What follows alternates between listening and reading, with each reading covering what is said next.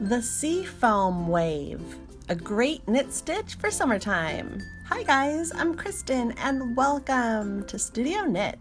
My recent drop stitch garter pattern was a big hit here, so I thought we should turn it up a notch and create this beautiful ocean-inspired pattern simply by varying our number of yarn overs.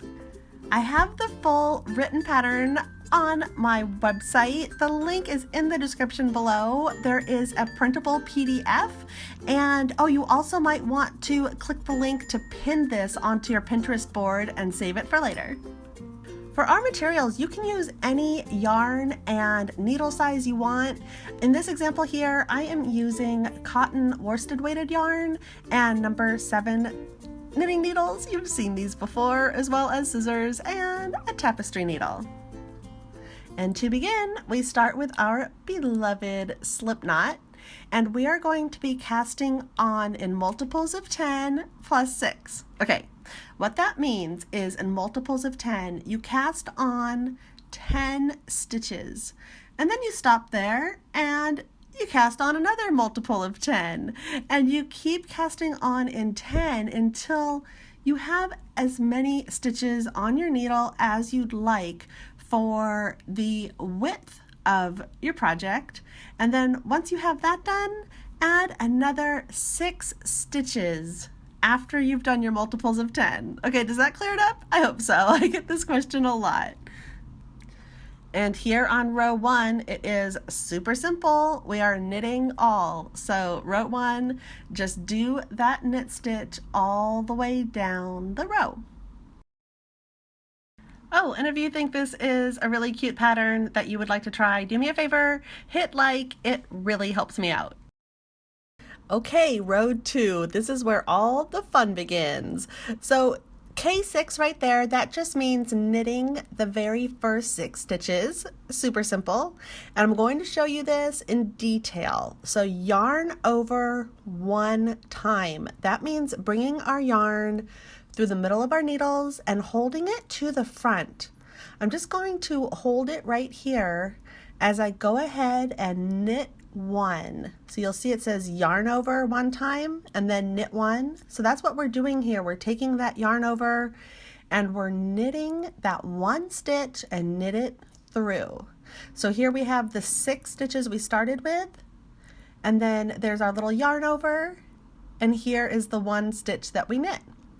And we're just going to do the same thing, except this time we bring it yarn over 1 and wrapping it around is yarn over 2.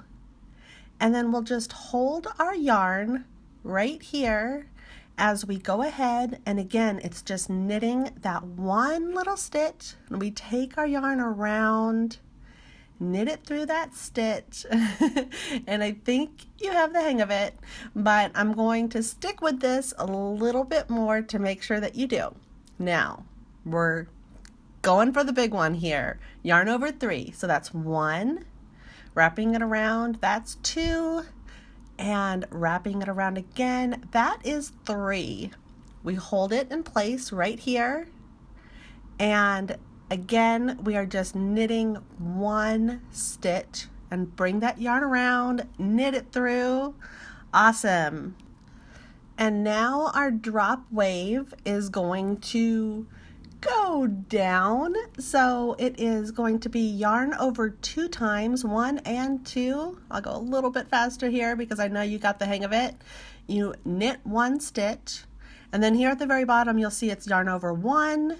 We knit 6 stitches now, so make sure to remember that this knit is knitting 1 and then you keep knitting, so that's knitting 1 and you go 2, 3, 4, 5, 6 of course.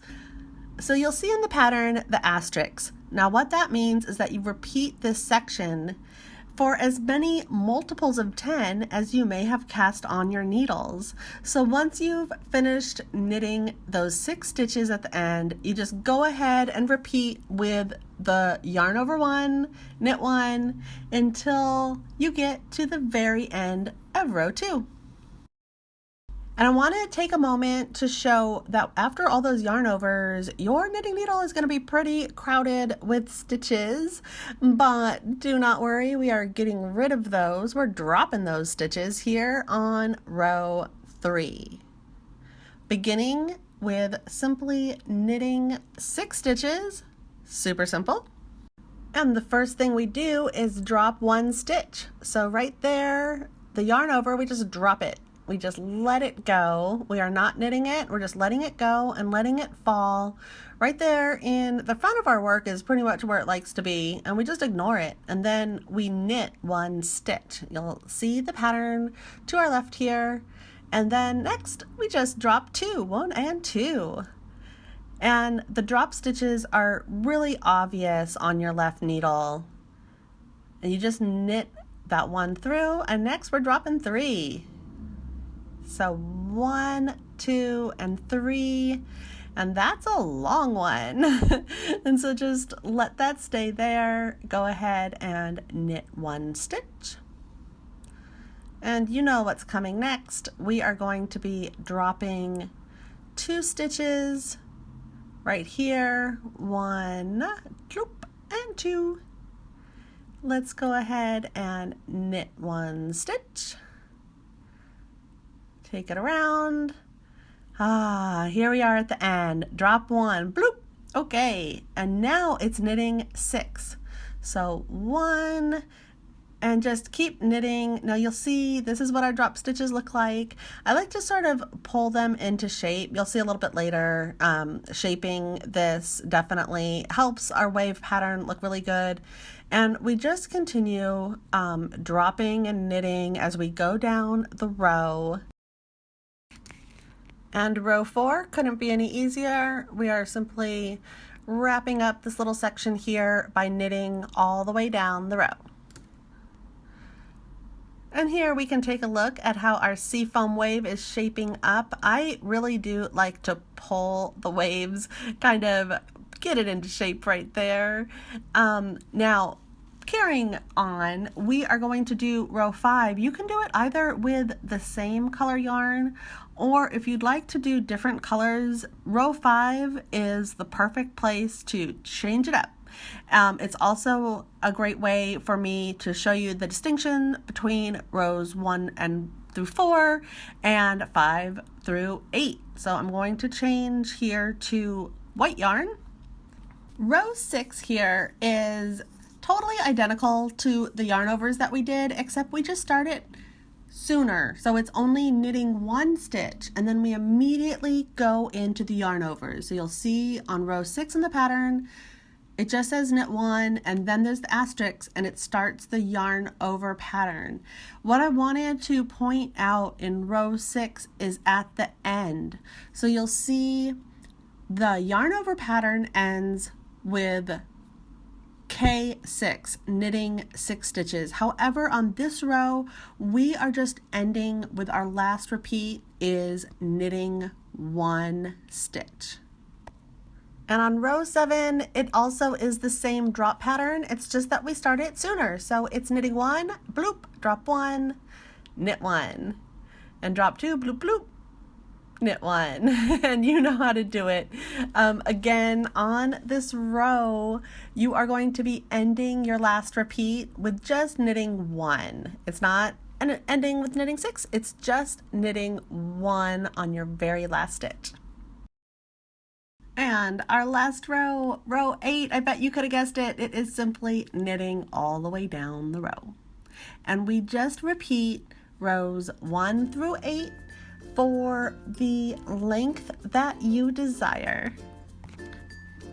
And at that point, simply bind off the regular old bind off method. Since I wanted to finish in blue, and I did my blue in rows 1 through 4, I finished after row 4, and I'm binding off right there. You will want to sort of shape your wave pattern a little bit. You'll definitely want to take control of that yarn, those yarn overs, and pull them into shape. This is what it looks like on the right side of the work if you changed yarn colors. If you use the same yarn color, then it's reversible. It's totally identical, but with different yarn colors, this is what the front or the right side of our work looks like.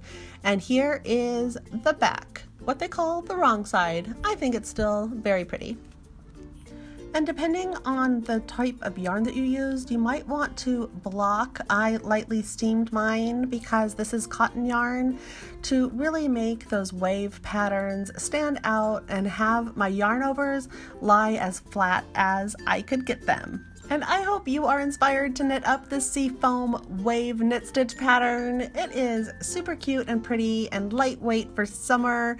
I have an entire summer knit series. Make sure to check that out. If you haven't already, please subscribe to Studio Knit, and I will see you next time, guys. Bye!